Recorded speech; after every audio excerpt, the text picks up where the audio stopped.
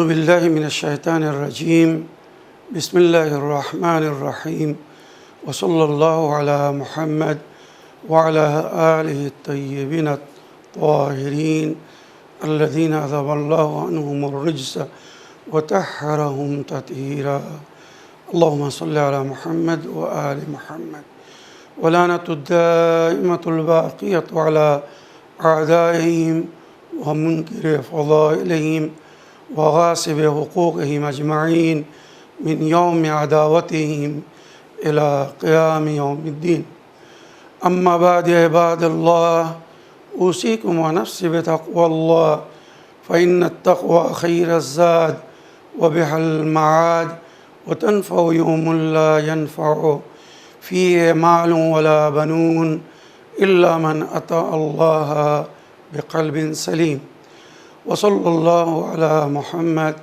وعلى آله الطيبين الطاهرين اللهم صل على محمد وآل محمد وعجل فرجهم আমার প্রিয় দর্শক ও শ্রোতাবৃন্দ আসসালামু আলাইকুম ওয়া রাহমাতুল্লাহি ওয়া বারাকাতুহু আপনাদের সকলকে আন্তরিক সালাম ও শুভেচ্ছা জানিয়ে আজকের অনুষ্ঠান ইসলামিন বাংলায় আপনাদেরকে স্বাগতম জানাই। আশা করি আপনারা যে যেখানে আছেন ভালো আছেন, কুশল ও মঙ্গলে আছেন, সুখে থাকুন, শান্তিতে থাকুন, সমস্ত প্রকারের দুঃখ কষ্ট থেকে মুক্তিতে থাকুন। আল্লাহ রব্বুল আলামিনের কাছে এই কামনা করি। যারা অসুস্থ আল্লাহ তাদেরকে সুস্থতা দান করুন, যারা ঋণে ভুগছে আল্লাহ তাদেরকে ঋণ মুক্তি করুন। ওইরূপ যাদের জীবনে কোনো প্রকারের অভাব বা অশান্তি আছে আল্লাহ রব্বুল আলামিন তাদের সকলের জীবনে সুখ শান্তি দান করুন ও সকলের মনোকামনা আশাকে পূরণ করুন।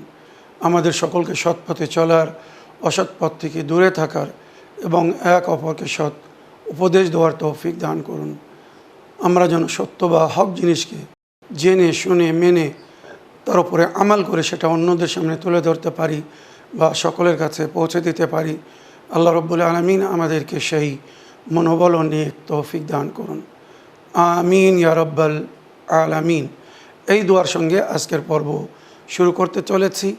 আজও আমি বিনা কোনো ভূমিকায় সরাসরি আপনাদের পাঠানো পেন্ডিং প্রশ্নের উত্তর দিতে চাই। তাই আসুন দেখি কোথা থেকে কে কী প্রশ্ন করছেন বা কে কী জানতে চাচ্ছেন। আগে একটি লিখিত চিঠি পড়ব, তারপর ইনশাল্লাহ আপনাদের পাঠানো ভয়েসমেল বা অডিও রেকর্ডিং প্লে করব। সালামু আলাইকুম মাওলানা সাহেব, আমি কোরবানির প্রাণীর সম্পর্কে কিছু জানতে চাই, আর সেটা হলো খাসি ছাগলের কোরবানি হবে কি না, শিং ভেঙে গেলে সে ছাগলের কোরবানি দেওয়া যাবে কি না, কোরবানির চামড়া কসাইকে জবাই করার মূল্য হিসেবে দেওয়া যাবে কি না। আর আমার শেষ প্রশ্ন হলো কোরবানির প্রাণীর বয়স কত বছর বা কত মাস হতে হবে, প্লিজ বলবেন। আপনাকে অসংখ্য ধন্যবাদ জানাই আমাদেরকে সুন্দর এবং সঠিক শিক্ষা দেওয়ার জন্যে। ভালো থাকুন, সুস্থ থাকুন, আল্লাহর কাছে এই কামনা করি। খোদা হাফিজ, ফি আমানিল্লাহ। আমাতুল্লাহ বিনতে Abdullah Rabbani from Dubai, UAE, জন্মস্থান ঢাকা, বাংলাদেশ। ওয়ালাইকুম আসসালাম রহমতুল্লাহি ওয়া বারাকাতুহু। আমার প্রিয় বোন বা আপা কয়েকটি প্রশ্ন করেছেন, খুব সুন্দর, আপনাকে অসংখ্য ধন্যবাদ জানাই। আপনি প্রথম প্রশ্নে জানতে চেয়েছেন যে খাসি ছাগলের কোরবানি হবে কি না। তো কোরবানির প্রাণীর কিছু শর্ত আছে, যেমন পরিপূর্ণ হওয়া, ওই পশু প্রাণীর শরীরে কোনো যেন দাগ বা খুদ না থাকে। তবে এটা কোন কোরবানির জন্যে ফরজ বা ওয়াজিব কোরবানি, যেটা মেনার ময়দানে হাজিরা কোরবানি দেয়। যে কোরবানি না দিলে, বিনা কোনো মজবুরিতে কেউ যদি কোরবানি না করে তো তার হজ ইনকমপ্লিট, অসম্পূর্ণ। সুতরাং ওই কোরবানিতে সমস্ত শর্তকে জেনে মেনে ফলো করতে বলা হয়েছে। কিন্তু আমরা দেশে ঘরে যে কুরবানি দিই এটা হচ্ছে সুন্নাতে মুআক্কাদা, ফরজ না। তবে যারা কুরবানি দেওয়ার ক্ষমতা রাখে তারা যেন অবশ্যই কুরবানি দেয়। কেননা নবীর হাদিস, কেউ যদি সক্ষম হওয়ার পরেও কুরবানি না দেয় তো সে যেন আমাদের মুসাল্লায় মানে মুসলমানদের ঈদগায় নামাজ পড়তে না যায়, না আসে। তাহলে এবারে বুঝে নিন কুরবানি কত গুরুত্বপূর্ণ জিনিস। তো ফরজ কুরবানিতে কোনো প্রকারের দোষ ত্রুটি ক্ষমা নেই, কিন্তু এই নফল বা সুন্নত কুরবানি, সুন্নতে ইব্রাহিমী যাকে বলা হয়েছে, আমরা দেশে ঘরে যে ছাগল কুরবানি করি এর মধ্যে যদি কোনো প্রকারের ত্রুটি এসে যায়, মনে করুন ছাগল কিনে নিয়ে এসেছেন, হঠাৎ লড়াই করতে করতে ছাগলের শিং ভেঙে গেছে, যেটা আপনি নিজেও প্রশ্ন করেছেন যে শিং ভাঙা ছাগলের বা কোরবানি হবে কি না। গরিব মানুষ যেভাবেই হোক কোরবানির একটা ছাগল কিনে এনেছে, অন্য আরেক ছাগলের সঙ্গে লড়াই করতে করতে তার শিং ভেঙে গেছে। এবারে কি করবে? সে ওই কোরবানি বাদ দিয়ে দেবে, অন্য ছাগল এনে কোরবানি দিতে হবে? শরীয়ত বলছেন না, ক্ষমা। শিং ভেঙে গেলেও ওই ছাগলের কোরবানি দেওয়া যাবে। ওইরূপ শরীরে অন্য খুঁত থাকে, অনেক সময় কান কাটা থাকে, পায়ে কোনো ত্রুটি থাকে, শরীরে কোনো ত্রুটি থাকে, তো সুন্নাত বা মুস্তাহাব কোরবানিতে এগুলো বৈধ গণ্য করা হয়েছে। মনে রাখবেন, আপনার পরস্পর তিনটি প্রশ্নের উত্তর একই, যে খাসি ছাগলের কোরবানি দেওয়া যাবে কি না, দেওয়া যাবে। শিং ভাঙা ছাগলের কোরবানি দেওয়া যাবে কি না, দেওয়া যাবে। কুরবানির চামড়া জবাই করার মূল্য হিসাবে কসাইকে দেওয়া যাবে কি না, না, এটা দেওয়া যাবে না। কেননা যে জিনিস আপনি আল্লাহর পথে কুরবানি করে দিয়েছেন এটা আল্লাহর মাল, এবার সেটাকে আপনি দান করার পরে কাউকে মূল্য শরীফ দিতে পারবেন না, বিক্রি করতে পারবেন না। হ্যাঁ, ওই চামড়া বিক্রি করে ওই পয়সা দান করতে পারবেন, বা ওই চামড়া কোনো মসজিদ, মাদ্রাসা, ইসলামিক সংস্থাকে, কোনো গরিবকে দিতে পারবেন, বিক্রি করে পয়সা নিয়ে নাও। কিন্তু কসাইকে জবাই করার যে মূল্য দিতে হয়, দাম দিতে হয়, পরিশ্রমের পারিশ্রমিক হিসেবে দিতে পারবেন না। মনে রাখবেন, এটা শরিয়াতে নিষেধ করা হয়েছে। আর আপনার শেষ প্রশ্ন ছিল যে কুরবানির প্রাণীর বয়স কত হতে হবে। তো এ বিষয়ে শরিয়াতে যেটা উল্লেখ হয়েছে, কুরবানির প্রাণী যেটা আপনারা বা আমরা আল্লাহর পথে কুরবানি করি, ছাগল বা ভেড়া ইত্যাদি যেগুলো আমরা আল্লাহর পথে কুরবানি করি, তো এর জন্যে বলা হয়েছে উট যদি কুরবানি করা হয় তো কমসে কম 5 বছর তার বয়স হতে হবে। উটের বয়স 5 বছর হতে হবে। আর এবং ছাগলের বয়স 2 বছর, কমসে কম 2 বছর। এখানে কিছু লোকেরা বলে 2টো দাঁত কি 4টে দাঁত হতে হবে, না, শরীয়তে দাঁতের কোনো শর্ত নেই। অনেক সময় 2 বছরের ছাগলের বাছুর হয়তো 2টো দাঁত ওঠে না, কি 2টোর বেশি ওঠে, উদাহরণ বললাম। তো এখানে দাঁত শর্ত না, শর্ত হচ্ছে 2 বছর পুরো হতে হবে ছাগল বা। আর দুম্বা বা ভেড়ার বয়স কমসে কম 7 মাস পুরো হতে হবে, 8 মাসে পড়তে হবে। এগুলো তাড়াতাড়ি বাড়ে বলে এই জন্যে দুম্বা বা ভেড়ার কোরবানি 1 বছরের যদি হয় উত্তম, তার বেশি হলে আরও উত্তম। তবে 8 মাসের কম যেন না হয়, 8 মাসে পড়লে তার কোরবানি দেওয়া যাবে। আমার প্রিয় বোন, আশা করি আপনার সমস্ত প্রশ্নের আপনি উত্তর পেয়েছেন। আগের প্রশ্ন নিই, দেখি কোথা থেকে কে কী জানতে চাচ্ছেন বা কে কী বলতে চাচ্ছেন। আসসালামু আলাইকুম, আমি মুর্শিদাবাদ থেকে বলছি। যেটা কেক বানানো হয়, মানে আমি কেক বানিয়ে ডেলিভারি করি, কেকটা বানানোর পর যেটা নজর নেওয়াজ হয়, সেখানে কি কেকটা দেওয়া যাবে? মুসলমানের হাতের কেকটা না দেওয়া যাবে, সেটা আমাকে বলবেন। আসসালামু আলাইকুম রহমতুল্লাহি ওয়া বারাকাতুহু। ওয়ালাইকুম আসসালাম রহমতুল্লাহি ওবরাকাতুহু। আমার প্রিয় ভাই, আপনার ওয়াসমেলের জন্য আপনাকে ধন্যবাদ জানাই। নজর নিয়াজের জন্যে আমরা যে জিনিসগুলো ব্যবহার করি, পানাহার, খাদ্য, যা কিছু, এর জন্যে পিওরিটি, শুদ্ধতা অনিবার্য। ওই জিনিস যেন পাক ও পবিত্র হয়, এমনকি যে পয়সা দিয়ে কেনা হচ্ছে সেও যেন হালাল ও পাক ও পবিত্র পয়সা হয়। তো আপনি যদি নিজে হাতে কেক তৈরি করে থাকেন, যে ম্যাটেরিয়ালস দিয়ে কেক তৈরি করেছেন সেগুলো যদি পাক পবিত্র হয়ে থাকে, অবশ্যই আপনি ওই কেক নজরে রাখতে পারবেন বা তার উপরে নজর দিতে পারবেন, কোনো অসুবিধা নেই। আশা করি আপনার প্রশ্নে আপনি উত্তর পেয়েছেন। আগের প্রশ্ন নিই, দেখি কোথা থেকে কে কি জানতে চাচ্ছেন বা কে কি বলতে চাচ্ছেন। বিসমিল্লাহির রহমানির রহিম। আসসালামু আলাইকুম রহমতুল্লাহি ওয়া বারাকাতুহু। আমি এই কোশ্চেনটি ইসলামিক বাংলাতে দিলাম।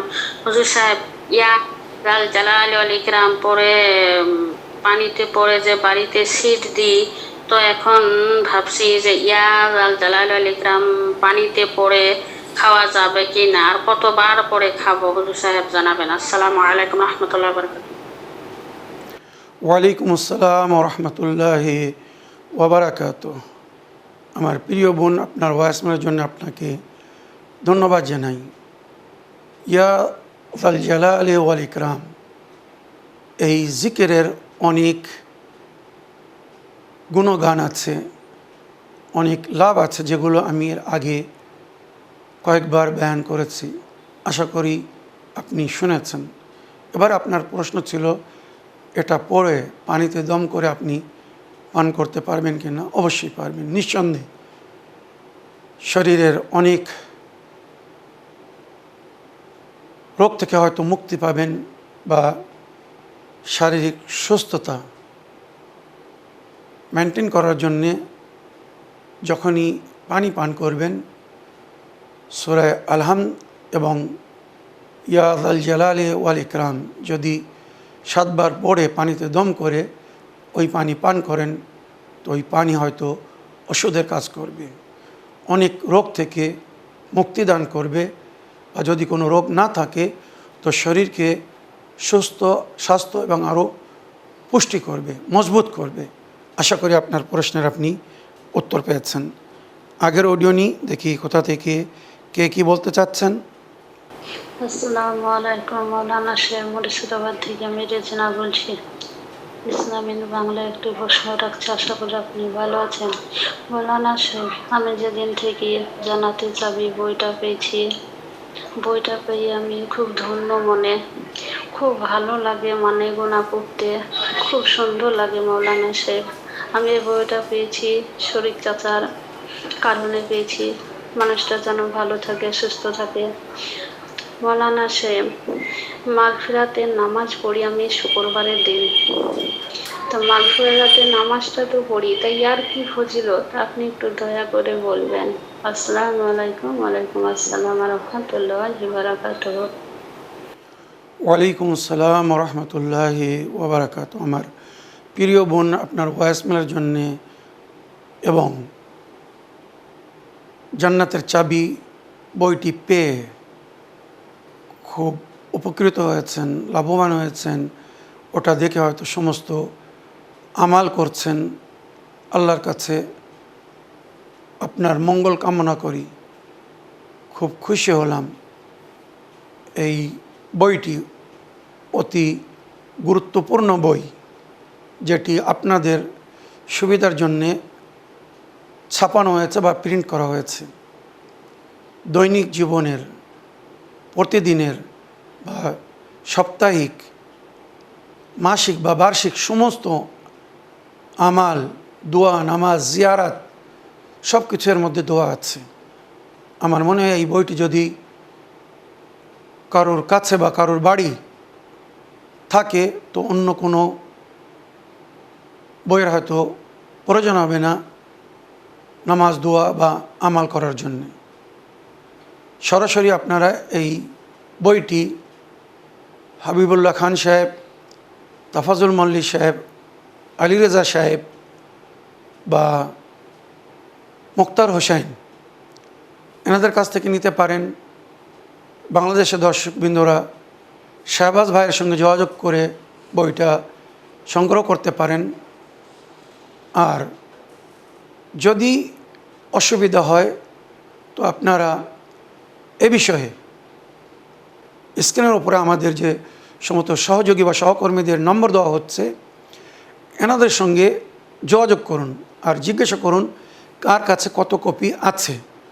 তো যদি উপলব্ধি থাকে তো ওনারা পাঠিয়ে দিবেন, আর নইলেও অন্য যার কাছে আছে তার সঙ্গে যোগাযোগ করে পাঠিয়ে দিবেন। বইটি অবশ্যই নেওয়ার চেষ্টা করুন, ফুরিয়ে যাওয়ার আগে বইটি সংগ্রহ করে নিন। আশা করি যারা যারা এই বই পেয়েছে সবাই উপকৃত হয়েছে বা লাভবান হয়েছে। শরীফ ভাইকেও ধন্যবাদ জানাই, উনি হয়তো অনেককে এই বই কিনে দিয়েছেন উপহারস্বরূপ, বা আমার অনেক দর্শকবৃন্দরা এক এক কপি না কয়েকটি কপি কিনে তারা নিজের মরমিনদের ইসালে সওয়াবের জন্যে মসজিদে দান করে দিয়েছেন, মাদ্রাসায় দিয়েছেন, কোনো ইসলামিক কেন্দ্রে বা সংস্থায় দিয়েছেন। যত মানুষ ওই বই পড়ে লাভবান হবে, উপকৃত হবে, তার সওয়াব নিজেরাও পাবে, বা যে সমস্ত মরমিনদের নামে ওই বই হাদিয়া করা হবে, বিতরণ করা হবে, দোয়া হবে, সমস্ত মরমিনরা সওয়াব পাবে। সওয়াবে জারিয়া, যতবার বই পড়া হবে তারা সওয়াব পাবে। তাই নিজেদের মরমিনদের ইসালে সওয়াবের জন্যে, মাতা পিতা ভাই বোন আত্মীয় স্বজন যারা এই দুনিয়া থেকে চলে গেছেন তাদের উপরে উপকার করার জন্যে, তাদেরকে নেকি পাঠানোর জন্যে এই বই কিনে বিতরণ করুন, অন্যদেরকে দিন, মসজিদে মাদ্রাসায় বা ধর্মস্থানে পৌঁছে দিন। ইনশাআল্লাহ আশা থেকে এর থেকে লাভবান হবে। এবারে আপনার প্রশ্ন ছিল যে আপনি জুম্মার দিনে সালাতুল ইস্তিগফার পড়েন, এর কী লাভ? এর অনেক ফজিলত, প্রতিদিন পড়তে বলা হয়েছে। রাত্রের শেষে 2 রাকাত সালাতুল ইস্তিগফার পড়ুন, ওই দিনের সমস্ত গুনাহকে আল্লাহ ক্ষমা করে দেবেন। যদি কেউ প্রতিদিন পড়ার সুযোগ না পায় তো কমস কম শবে জুমা বা জুম্মার দিনে যেন এই নামাজ পড়ে। রবায়তের মধ্যে যেটা উল্লেখ হয়েছে, যখন ওই নামাজ পড়ে কেউ আল্লাহর কাছে তওবা করে, সালাতুল ইস্তিগফার মানে কি? নিজের গুনাহ বা ভুল স্বীকার করে আল্লাহর কাছে ক্ষমা চাওয়া, এটাকে সালাতুত তওবা বলা হয় বা সালাতুল ইস্তিগফার। এর পদ্ধতি আমি সুন্দর করে নিজে ওই নামাজ পড়েও দেখিয়েছি। চ্যানেল উইন অনুষ্ঠান বাংলা, ওখানে গিয়ে টাইপ করুন সালাতুল ইস্তিগফার বা সালাতুত তওবা ওয়াল ইস্তিগফার, ওই এপিসোড এসে যাবে যেখানে আমি নিজে প্র্যাকটিক্যাল পড়ে দেখিয়েছি কিভাবে সালাতুল ইস্তিগফার পড়তে হবে। এই নামাজ যদি একবার পড়েন এত মনোশান্তি পাবেন, হয়তো এই নামাজকে আর কখনো ত্যাগ করবেন না। যতদিন বেঁচে থাকবেন ওই নামাজ পড়ার চেষ্টা করবেন, কারণ ওই নামাজ পড়ার পরে এমন মনে হবে যেন বোঝা হালকা হয়ে গেছে, আমার গুনাহকে আল্লাহ ক্ষমা করে দিয়েছেন, আমি পাপ মুক্ত হয়ে গেছি। হ্যাঁ, বান্দাদের হক যদি হয় সেটা আদায় করে দেবেন, আল্লাহর হক আল্লাহ ক্ষমা করে দেবেন। তো এই নামাজের আরও অনেক গুণগান বলা হয়েছে, যেগুলো ওই বইয়ের মধ্যে বা বিভিন্ন অ্যাপের মধ্যে দেওয়া আছে। আপনারা নিজেরা দেখে পড়ে বুঝে এর উপরে আমাল করবেন। আমার প্রিয় বোন, আশা করি আপনার প্রশ্নের আপনি উত্তর পেয়েছেন। আরও একবার আপনাকে ধন্যবাদ জানাই দোয়াতে স্মরণে রাখার জন্যে। এবারে একটি লিখিত চিঠি পড়ি, তারপরে আবার অডিও প্লে করব। সালামুন আলাইকুম, আমি বাংলাদেশ থেকে বলছি। মৌলানা সাহেব, মহান আল্লাহর ঔরস বহনকারী ফেরেশতারা কেন প্রয়োজন হয়, আর কিয়ামতের সময় কি সকল ফেরেশতারা মারা যাবে? ওয়ালাইকুম আসসালাম ওয়া রাহমাতুল্লাহি ওয়া বারাকাতুহু। আমার প্রিয় ভাই বা বোন, আপনি আপনার নাম লিখেননি, বাংলাদেশ থেকে চিঠি লিখেছেন যে আরশে এলাহীকে যে সমস্ত ফেরেশতারা বহন করে আছে এদের প্রয়োজন কেন? কেননা এই আরশ হাওয়ার উপরে, যদি এই আরশে এলাহী জমিনের উপরে হতো হয়তো কোনো বহনকারীর প্রয়োজন হতো না।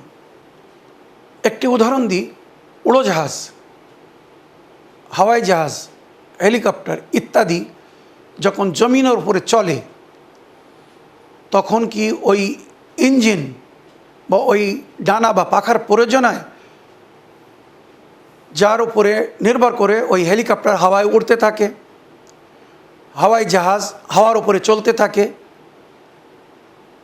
দুই ডানা আর তার সঙ্গে যে ইঞ্জিন লাগানো থাকে, যে ইঞ্জিন ওই জাহাজকে উড়িয়ে নিয়ে যায় আর ওটাকে জমিনের উপরে সন্তুলন করে রাখে। যখন জাহাজ বা হেলিকপ্টার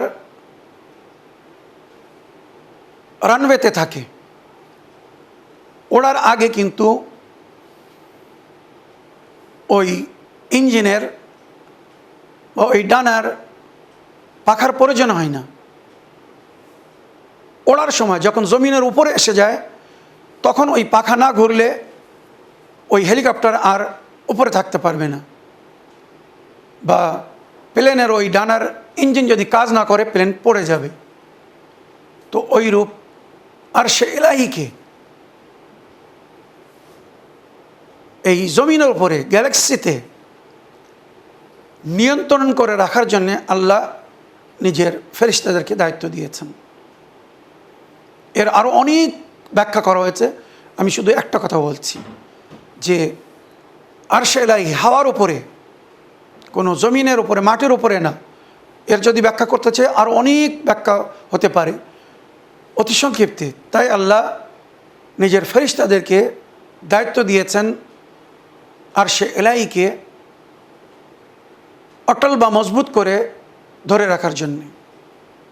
আর যে ফেরেশতাকে আল্লাহ যে দায়িত্ব দিয়েছে তারা নিজের দায়িত্ব খুব সুন্দরভাবে পালন করছে। শুধু আরশে ইলাহিকে তারা বহন করছে না, এই মেঘ বাদল যার মধ্যে পানি ভরা থাকে, অনেক অনেক সময় সেটা জমে আপনারা জানেন বরফ হয়ে যায়, শিলাবৃষ্টি হয়। এগুলো হাওয়ার উপরে কি করে থাকে? এমনি এমনি না। এই বাদলকে, এই ক্লাউডসকে, মেঘকে ফেরেশতারা হাওয়ার জোরে এদিক থেকে ওদিকে নিয়ে যায়। এগুলো সব আল্লাহর দোয়া, অর্ডার বা হুকুম, আদেশে এরা পালন করছে। যখন যেখানে বৃষ্টিপাতের প্রয়োজন হয় আল্লাহ ফেরেশতাদেরকে হুকুম দেন, তারা ওই মেঘ হাওয়ার মাধ্যমে তুলে ধরে সেখানে নিয়ে যায়, তারপরে বৃষ্টিপাত হয়। এবারে ভেবে দেখুন, এই সমস্ত সব কিছু আল্লাহর হুকুম বা আল্লাহর আদেশে হচ্ছে। তো ওই জন্যে আল্লাহ কিছু ফেরেশতাদেরকে নিযুক্ত করে রেখেছেন যাদের শক্তির কোনো সীমা নেই, তারা আরশে ইলাহিকে ধরে আছে। এই আসমান, 7টি আসমান বলা হয়েছে, এই আসমান কি করে টিকে আছে? বিনা ধরাটে, বিনা বাম্বু খাম্বায়, কোনো শামিয়ানা লাগানো যায় না। আকাশ কি করে টিকে আছে?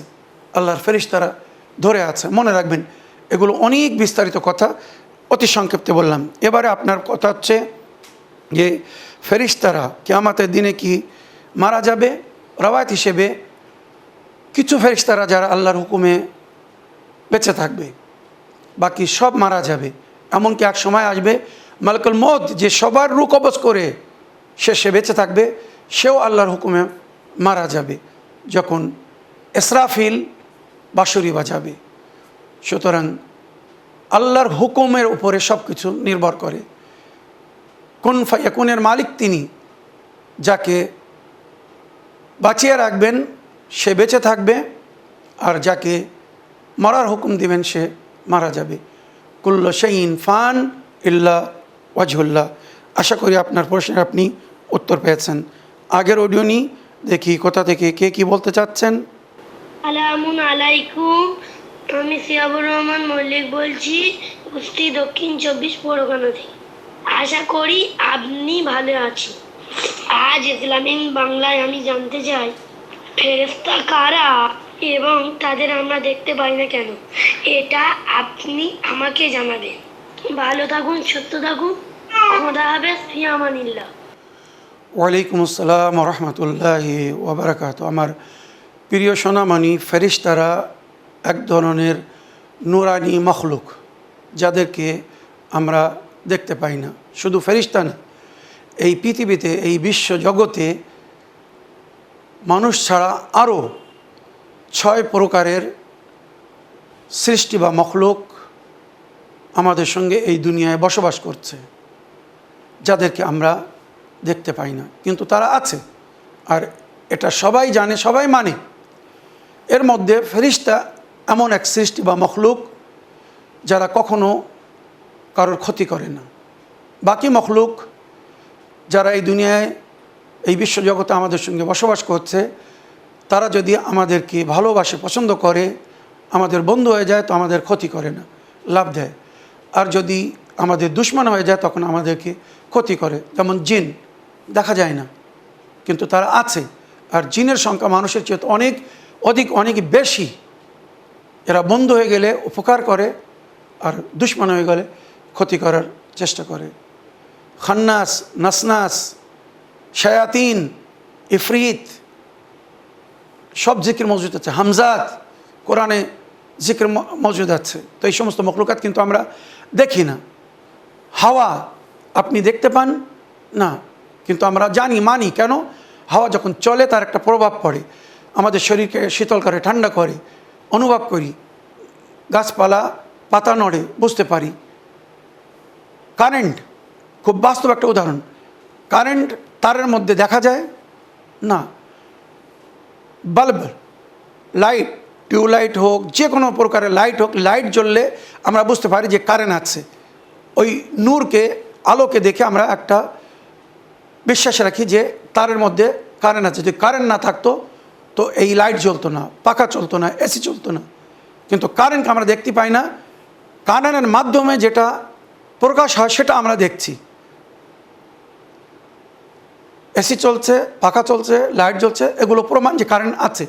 ওইরূপে এই দুনিয়ায় যা কিছু চলছে সিস্টেম, যদি ফেরেশতারা বা আল্লাহ যাদের মাধ্যমে কাজ নিচ্ছে, যদি ওনারা না হতেন তো এই সিস্টেম চলতো না। এই যে আমরা পানাহার করি, আমাদের শরীরে কত ফেরেশতা কাজ করছে জানো? আমরা একটা খাদ্য যখন মুখে নিয়ে চাবিয়ে এটাকে জিহ্বার মাধ্যমে গলার ভেতর দিয়ে পেটের মধ্যে প্রবেশ করাই, তো এর একটা একটা অংশ, কোন অংশ কোথায় পৌঁছে দিতে হবে, শরীরের কোন অংশে কি উপকারিত ভিটামিন, প্রোটিন বা অন্য সমস্ত প্রয়োজনকে ফেরেশতারা ওই খাদ্যকে ডিভাইড করে পৌঁছে দেয়। এবং আমরা যখন অসুস্থ হই বা ঘুমিয়ে পড়ি, সেই সময় ফেরেশতারা ডাক্তার হয়ে আমাদের শরীরের মধ্যে অপারেশন শুরু করে, সার্জারি করে, যেগুলো হয়তো জাগত অবস্থায় করলে আমরা ব্যথা যন্ত্রণা সইতে পারবো না। এগুলো অনেক বিস্তারিত আলোচনা করেছি। কুদরত আল্লাহ আমাদের মধ্যে এমন সুন্দর সিস্টেম তৈরি করে রেখেছেন, যদি আমরা সেগুলোকে মেনটেন করি তো বাইরের ডাক্তারের হয়তো প্রয়োজন হবে না। কিন্তু আমরা সেইগুলো মেনটেন করি না বলে অনেক সময় ভুলের সাজা আমাদেরকে ভোগ করতে হয়। তো ফেরেশতারা এক ধরনের আল্লাহর সৃষ্টি, মখলুক, নূরের তৈরি, যাদেরকে আমরা দেখতে পাই না। আশা করি আপনার প্রশ্নের আপনি উত্তর পেয়েছেন। এর মধ্যে জিব্রাইল, মিকাইল, ইসরাফিল, আজরাইল, এই 4টি বিখ্যাত ফেরেশতারা, যাদের দায়িত্ব বা কর্তব্য সম্পর্কে আমরা জানি। জিব্রাইল আমিন আল্লাহর আউলিয়াদের কাছে আল্লাহর হুকুম নিয়ে আসেন। মিকাইল রুজি বন্টন করার দায়িত্ব। এই যে আমরা রুজি পাচ্ছি, খাচ্ছি, তার মানে মিকাইল ফেরেশতা নিজের সাথীদেরকে নিয়ে নিজের দায়িত্ব পালন করছে। ইসরাফিল ফেরেশতা নিজের দায়িত্ব পালন করছে। আমরা তাসবিহ, তাহলিল, উপাসনা, ইবাদত যা কিছু করি, এই ফেরেশতারা আল্লাহ দরবারে পৌঁছে দেয়, বা আরও অনেক দায়িত্বের মধ্যে আছে। সুতরাং ইসরাফিল এই দায়িত্ব পালন করছে, আর শেষে এই ফেরেশতা বাঁশির বাজাবে, আর সে সময় সবাই মারা যাবে। আজরাইল আমাদের মালিকুল মউত, আমাদের মৃত্যুর হুকুমের অপেক্ষা করে, যখন আল্লাহর হুকুম হয় আমাদেরকে নিয়ে যায়। তো এই সমস্ত ফেরেশতাদের যে দায়িত্ব, এদেরকে যদি আমরা জানি, মানি, বা সমস্ত ধর্মের লোক বিশ্বাস রাখে, তো যখন এই ফেরেশতাদেরকে আমরা দেখি না কিন্তু এদের উপরে আমাদের বিশ্বাস আছে, তো ওই ধরনের বা ওইরূপ আল্লাহর অনেক ফেরেশতারা আছে যারা বিভিন্ন দায়িত্ব পালন করছে আমাদের সহযোগিতা করছে সেগুলোকে জানতে হবে, মানতে হবে এবং এলাহি সংবিধানের সম্মান করতে হবে। আমার প্রিয় ভাই, আশা করি আপনার প্রশ্নের আপনি উত্তর পেয়েছেন। এবার আজকের এপিসোডের শেষ প্রশ্ন নিই, দেখি কোথা থেকে কে কি বলতে চাচ্ছেন বা কে কি জানতে চাচ্ছেন। এখানে একটা অডিও প্লে করব প্লাস একটা টেক্সট মেসেজ পড়ব, কেননা উভয়ই একই ধরনের প্রশ্ন করেছেন। মেসেজে লেখা হয়েছে, সালামুন আলাইকুম, প্রিয় মাওলানা সাহেব, আমি বাংলাদেশ থেকে রমজান আলী বলছি। আপনার কাছে ইয়াজুজ মাজুজ সম্পর্কে বিস্তারিত জানতে চাই। এক বোন ওই ধরনেরই প্রশ্ন করেছে, আমি অডিও প্লে করছি, তারপরে উভয়ের প্রশ্নের একসঙ্গে উত্তর দিচ্ছি। আসসালামু আলাইকুম, আমি নদিয়া জেলা থেকে রিজিয়া বিবি বলছি। হুজুর, আমার একটা প্রশ্ন ছিল। প্রশ্নটা হলো, ইয়াজুজ আর মাজুজ এই দুনিয়ায় কবে আসবে, আর এই দুনিয়ায় এসে ওরা কি কি করবে, আর ওদের এই ইয়াজুজ আর মাজুজকে কে হত্যা করবে, এই বিষয়ে একটু আলোচনা করবেন। আপনি ভালো থাকবেন, সুস্থ থাকবেন, খোদা হাফেজ। ওয়ালাইকুম আসসালাম রহমতুল্লাহি ওয়া বারাকাতুহু। আমার প্রিয় ভাই রমজান আলী সাহেব, আমার প্রিয় বোন, আপনাদের উভয়কে ধন্যবাদ জানাই প্রশ্ন রাখার জন্যে। আপনারা ইয়াজুজ মাজুজ সম্পর্কে জানতে চেয়েছেন। তো রওয়ায়াতের মধ্যে যার উল্লেখ হয়েছে, হযরত নূহ নবীর সন্তান ছেলে ইয়াফিসের বংশধারী এই ইয়াজুজ ও মাজুজ, এরা বড় শক্তিশালী যোদ্ধা, জংজু এবং মুফসিদ কম। এরা বিশৃঙ্খলা ঘটাচ্ছিল, অশান্তির সৃষ্টি করছিল। তাই সেকেন্দার বাদশাহ, সেকেন্দারে আজম পাবলিকের অনুরোধে, তাদের দাবিতে এই ইয়াজুজ ও মাজুজ এবং সাধারণ মানুষের মাঝখানে একটি দেওয়াল তৈরি করে দিয়েছিলেন। কিয়ামতের নিকটে ওই দেওয়াল ভেঙে যাবে। কিছু রাওয়ায়াতে বলছে তাদের জিহ্বাহ অনেক শক্ত এবং অনেক সময় লোহায় জং ধরলে ওই জং ছাড়ানোর জন্য এক ধরনের শীষ পেপার ব্যবহার হয়, ওইরূপ তাদের জিহ্বাও নাকি কাঁটাধারী। তারা ওই দেওয়ালকে চাটতে ভোর হয়ে যায়, যেই সূর্য উদয় হয়ে যায় ওখান থেকে ওরা পালিয়ে যায়, দেওয়ার আবার পুনরায় যেমন ছিল তেমন হয়ে যায়। কিয়ামতের নিকটে ওই দেওয়ার ক্ষয়ে যাবে, শেষ হয়ে যাবে, আর তারা বাইরে আসবে, আর এই বিশ্বে বিশৃঙ্খলা ঘটাবে। আর এরা তিন ধরনের বড় ভয়ঙ্কর এদের দৃশ্য হবে, আর এদের ক্ষমতা বা শক্তি অনেক হবে।